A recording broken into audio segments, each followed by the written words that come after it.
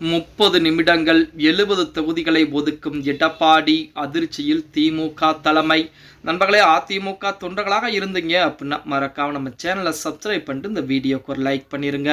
அனைத்திந்திய அண்ணா திராவிட முன்னேற்ற கழகம் என்பது கடல் போன்ற மிகப்பெரிய ஒரு இயக்கம். அந்த இயக்கம் 2026 சட்டமன்ற தேர்தலிலே மாபெரும் ஒரு வெற்றியை பதிவு செய்யக்கூடிய ஒரு இயக்கமாக இருக்கும் அப்படின்னு சொன்னா அதுக்கு மாற்று கருத்துக்கள் எதுவும் சொல்ல முடியாது. இப்படிப்பட்ட சூழ்நிலையில் 30 நிமிட பேச்சு, அதே போல 70 தொகுதிகள் வரைக்கும் எடப்பாடி பழனிசாமி சம்மதம் தெரிவித்திருப்பதாக தகவல் என்பது இணையதளங்களிலே கசிந்து கொண்டு அந்த 30 நிமிடங்கள் யாருடன் பேசி இருக்கிறார் அப்படின்னு பார்த்தா, சமீபத்திலே கரூரில் நடந்த பிரச்சனையின் காரணமாக விஜய் அவர்கள் முடங்கி போய் கிடைக்கும். அந்த முடக்கத்துக்கு எடப்பாடி பழனிசாமி ஒரு உந்துகோலாக, அதாவது அவருக்கு ஒரு ஊக்கமளிக்கக்கூடிய வகையிலே மறுபடியும் அரசியல் பயணம் தொடங்குவதற்கு நமது எடப்பாடி பழனிசாமி விஜய்க்கு ஆதரவாக பேசிக் கொண்டிருக்கிறார். கரூரில் நடந்த மரணம் விஜயின் மீது தவறா அல்லது அங்கிருக்கக்கூடிய பாதுகாப்பு குறைபாடா அப்படிங்கிறத பொறுத்து தான் பார்க்க வேண்டும். இப்படிப்பட்ட ஒரு சூழலில் நமது தலைவர் விஜய் அவர்கள் பார்த்தீங்கன்னா, தமிழக வெற்றி கழகத்துடைய தலைவர் விஜய் அவர்கள் எடப்பாடி பழனிசாமியிடம் தொலைபேசியிலே 30 நிமிடங்கள் பேசியிருக்கிறார்.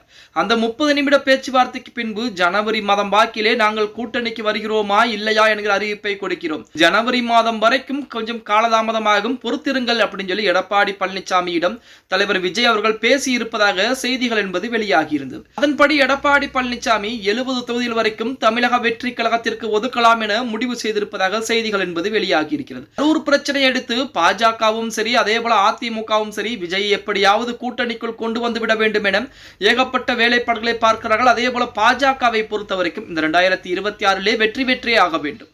அடிப்படையிலே விஜயை கூட்டணிக்குள் இழுத்துவிட வேண்டும் என ஏகப்பட்ட வேலைப்பாடுகளையும் திட்டங்களையும் போட்டு வைக்கிறார்கள்.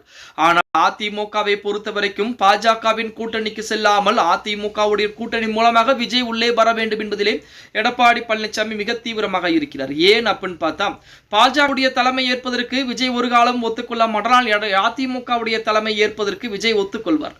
அதன் அடிப்படையிலே 70 தொகுதிகள் வரைக்கும் விஜயுடைய தமிழக வெற்றி கழகத்துடைய கட்சிக்கு ஒதுக்கலாம் என எடப்பாடி பழனிசாமி முடிவு செய்திருக்கிறார். அதன்படி ஒருவேளை விஜய் அவர்கள் தமது அதிமுகவுடன் கூட்டணிக்குள்ளே வரக்கூடிய ஒரு சூழல் என்பது ஏற்பட்டால் கண்டிப்பாக 2026 சட்டமன்ற தேர்தலில் அதிமுகவின் கைவசம் அப்படின்னே கூட சொல்லலாம். அதில் குறிப்பாக எடப்பாடி பழனிசாமியை முதலமைச்சராக யார் ஏற்றுக்கொள்கிறார்களோ அவர்களுடன் தான் கூட்டணி அப்படிங்கிற நிலைப்பாட்டிலே அதிமுக மிக உறுதியாக இருந்து கொண்டிருக்கிறது. அதிமுகவை பொறுத்த வரைக்கும் விஜய் அதிமுகவுடன் கூட்டணி வைத்து விட்டால் வெற்றி வாய்ப்பு என்பது இல்லை அப்படிங்கிறத உறுதி செய்து விடுவார்கள் அப்படின்னு தான் சொல்லி ஆகணும். ஏனாக வெற்றி கழகத்திற்கு ஆதரவு என்பது இளைஞர்கள் மத்தியிலே அமோகமாக இருக்கிறது. அதே போல பெண்களும், அதே போல நம் தமிழக மக்கள் மத்தியிலே அதிமுகவிற்கு ஆதரவும் அமோகமாக இருந்து கொண்டிருக்கிறது அப்படின்னே கூட சொல்லலாம்.